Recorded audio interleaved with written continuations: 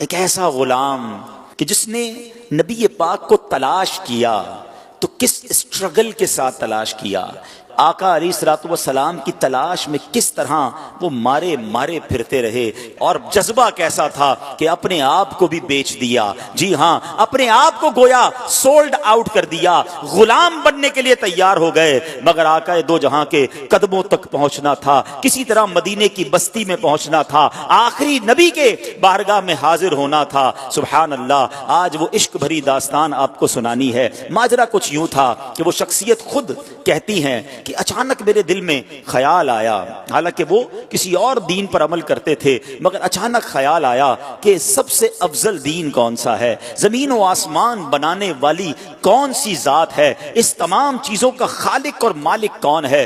وہ کہتے ہیں کہ میں اس زمانے میں ایک راہب تھے، میں تلاش کر کے ان کے پاس پہنچا اور ان سے کہا کہ ذرا یہ تو بتائیے اس پوری دنیا میں سب سے افضل دین کون سا ہے۔ تو وہ راہب کو کہتے ہیں کہ تجھے یہ اچانک بات کہاں سے سوجھ گئی؟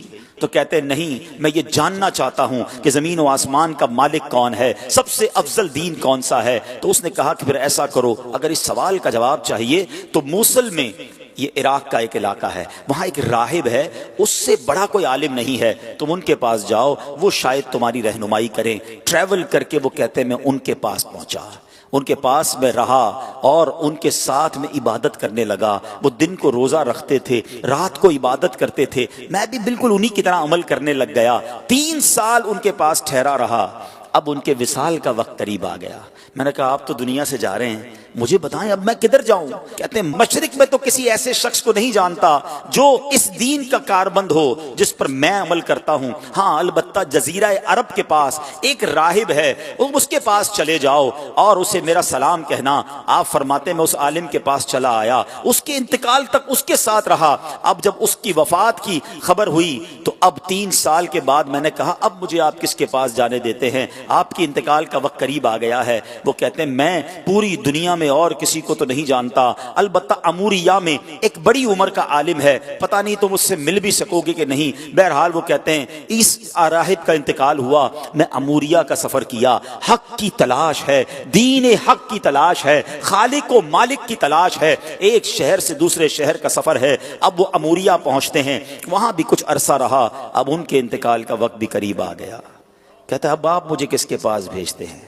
وہ کہتے ہیں اب دنیا میں میرے علم کے مطابق کوئی ایسا عالم نہیں جو حق پر ہو، البتہ ایک زمانہ قریب آتا جا رہا ہے جب حضرت ابراہیم علیہ السلام کی آل میں ایک شخص پیدا ہوگا، کئی 100 سال باقی ہیں، تم اس کو نہیں پا سکو گے، لیکن دیکھو اس کے علاوہ کسی اور کے پاس مت جانا، اگر تم وہ زمانہ پالو تو پھر تم ان کو ضرور ان کا ساتھ دینا، وہ حق پر ہوں گے۔ اور سنو اس شخصیت کی نشانی یہ ہے، انہی کی قوم کے لوگ انہیں ساحر کہیں گے، معاذ اللہ جادوگر کہیں گے، مجنون کہیں گے، کاہن کہیں گے، اور دیکھو ان کی ایک نشانی اور ہے، ہدیہ دو گے نا تو تناول کر لیں گے، صدقہ دو گے تو وہ اس میں سے کچھ نہیں کھائیں گے۔ اور سنو ان کے دونوں کاندھوں کے درمیان، دونوں شانوں کے درمیان مہر نبوت بھی جگمگا رہی ہوگی۔ میرے آقا کی بھی کیا شان ہے، ابھی دنیا میں ظاہری آئے نہیں ہے، زمانہ پہلے ہی دیوانہ ہے۔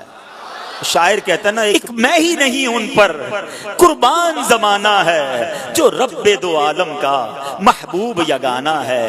آقا کا پتہ بتا دیا، مگر کب آئیں گے، کدھر آئیں گے، کہتے کچھ پتہ نہ تھا۔ اب وہ شخصیت کہتے ہیں کہ میں انتظار کرتا رہا، آخر ایک بستی کی طرف ایک قافلہ جا رہا ہے، عرب کی ایک وادی ہے، کھجوروں کی وادی ہے، یاد رہے ابھی لفظ مدینہ اس شہر کو مدینہ کہا نہیں جاتا تھا، اس کے پہلے کئی اور نام تھے۔ کہتے ہیں قافلہ جا رہا تھا، میں نے ان سے پوچھا تم لوگ کون ہو؟ وہ کہنے لگے ہم اس بستی کی طرف جا رہے ہیں جس بستی کا اشارہ اس راہب نے دیا تھا، آسان لفظوں میں سمجھ لو وہ قافلہ مدینے کو جا رہا تھا۔ کہتے ہیں کہ ہم وہاں تجارت کرنے کے لیے جا رہے ہیں، ہم وہاں تجارت کرتے تھے، لیکن وہاں آل ابراہیم میں سے ایک شخص پیدا ہوا ہے، اس کی قوم اس کے قتل کے در پہ ہے، جس کی وجہ سے وہ ہجرت کر کے ہمارے شہر میں آ گیا ہے، ہمیں ڈر ہے کہ کہیں وہ ہماری تجارت کو روک نہ دے۔ اب سنو مدینے پر اس کو کنٹرول حاصل ہو گیا ہے، معاذ اللہ وہ قافلے والے نبی پاک پاک علیہ الصلوۃ والسلام کے خلاف باتیں کر رہے تھے،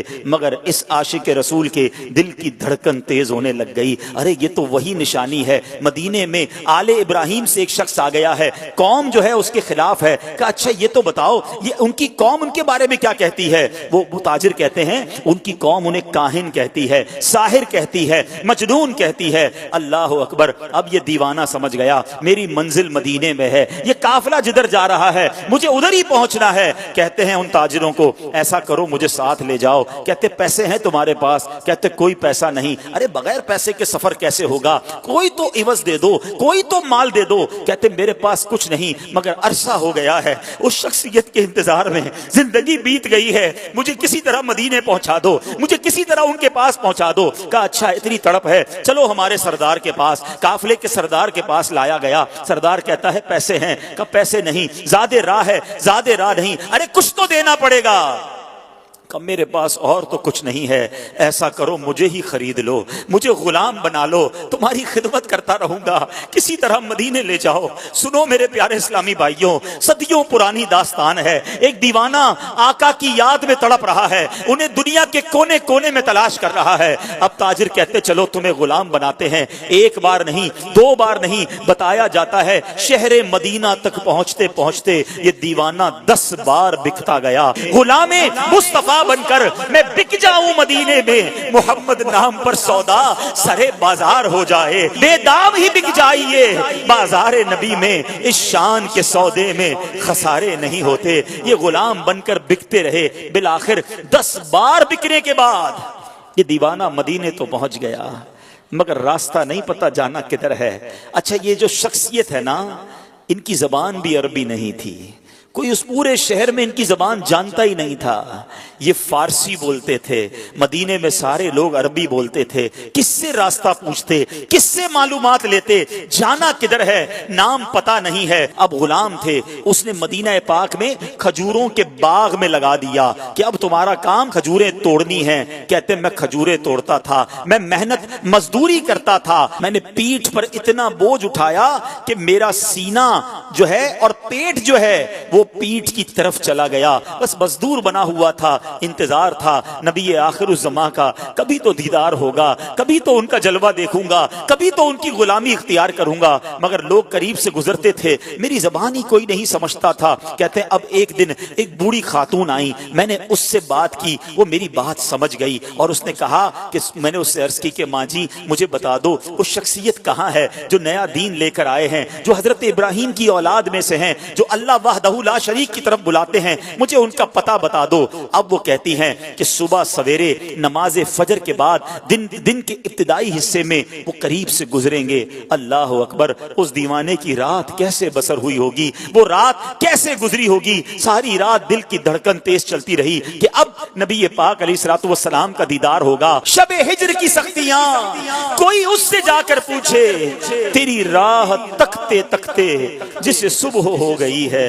ساری رات جلوہ جانا کا تصور ہے، کیسی شخصیت ہوگی، چہرہ کیسا ہوگا، مسکراہٹ کیسی ہوگی، اللہ کے حبیب دکھتے کیسے ہوں گے، میں ان کا غلام بنوں گا، کیا مجھے قبول بھی فرمائیں گے کہ نہیں۔ وہ رات گزر گئی اور جب صبح ہوتی ہے تو پیارے آقا علیہ الصلوۃ والسلام قریب سے گزرتے ہیں، فوراً کھجوروں کا ایک چھوٹا سا حصہ لے کر آقا کی بارگاہ میں جاتے ہیں۔ کہتے ہیں حضور آپ کے لیے تحفہ لایا ہوں۔ ارشاد ہوا بتاؤ کیا یہ صدقہ ہے؟ کہتے ہیں جی حضور صدقہ ہے۔ آقا نے صحابہ سے کہا آپ سب کھا لیں، نبی پاک نے تناول نہیں فرمایا۔ پہلی نشانی کنفرم ہو گئی۔ دوبارہ گیا ایک اور کھجوروں کا تھال لے کر، کہا حضور یہ لایا ہوں۔ کہا صدقہ ہے؟ کہا نہیں حضور ہدیہ ہے، تحفہ ہے۔ آقا علیہ الصلوۃ والسلام نے خود بھی کھایا، خود بھی تناول فرمایا، اپنے صحابہ میں بھی تقسیم کیا۔ دوسری نشانی پوری ہو گئی۔ اب دل بیتاب ہے کہ مہر نبوت دیکھنی ہے۔ راہب نے بتایا تھا کہ دونوں کاندھوں کے درمیان ایک بڑی خوبصورت سی مہر نبوت، حدیث کی کتابوں میں لکھا ہے کبوتر کے انڈے کی طرح نبی پاک کی پیٹھ مبارک پر دونوں شانوں کے درمیان مہر نبوت تھی۔ اب آقا علیہ الصلوۃ والسلام 2 چادریں پہنا کرتے تھے، چادر پہنی ہوئی ہے، اب وہ شخصیت کہتے کبھی میں دائیں جا کر دیکھنے کی کوشش کرتا، چادر تھی اس لیے دیکھ نہیں پاتا تھا۔ اللہ اکبر، نبی پاک میری طرف دیکھ کر مسکرائے۔ آقا نے سمجھ لیا کہ میں کیا دیکھنا چاہتا ہوں۔ نبی پاک نے اپنی مبارک چادر اتاری، کہا جو ڈھونڈ رہے ہو، جو دیکھنا چاہتے ہو آؤ دیکھ لو۔ وہ دیوانہ کہتا ہے میں دوڑتا ہوا گیا، مہر نبوت دیکھی اور نبی پاک کی پیٹھ سے لپٹ گیا، چومنے لگ گیا کہ حضور آپ کی تلاش میں مارا پھر رہا ہوں، بہت عرصہ ہو گیا ہے حضور، بہت دیر سے آپ کو تلاش کر رہا ہوں، آقا اب آپ کے قدموں میں آ گیا ہوں، اپنی غلامی میں قبول فرما لیجئے۔ اللہ اکبر، نبی پاک علیہ الصلوۃ والسلام نے انہیں اپنی غلامی میں قبول فرمایا، کلمہ پڑھ کر دامن مصطفیٰ سے وابستہ ہو گئے۔ سنو وہ کون تھے جو اتنی تلاش کے بعد پہنچے، جو اتنے عرصے کے بعد نبی پاک کے قدموں میں پہنچے؟ وہ کوئی اور نہیں، وہ حضرت سلمان فارسی رضی اللہ تعالیٰ عنہ ہیں۔ صحابہ کرام میں سب سے بڑی عمر آپ نے پائی، ایک روایت کے مطابق 250 سال آپ کی جو ہے وہ عمر مبارک تھی، اور بڑی تلاش کے بعد نبی پاک کے پاس پہنچے۔ اب سنو، اب نبی پاک کو جب پوری داستان سنائی کہ آقا کیسے پہنچا ہوں، گر پڑ کے پہنچا ہوں حضور، غلام بن گیا ہوں، بک گیا ہوں آپ تک پہنچتے پہنچتے، مگر میرے آقا تو کریم ہے نا، تم اس کے مددگار ہو، تم اس کے طرفدار، جو تم کو نکمے سے نکما نظر آئے لگاتے ہو اس کو بھی سینے سے آقا، جو ہوتا نہیں منہ لگانے کے قابل۔ آقا فرماتے میں تمہیں خریدوں گا، جاؤ اپنے آقا سے پوچھ کر آؤ کیا ڈیمانڈ کرتا ہے، تمہیں آزاد کرنے کی قیمت کیا ہے۔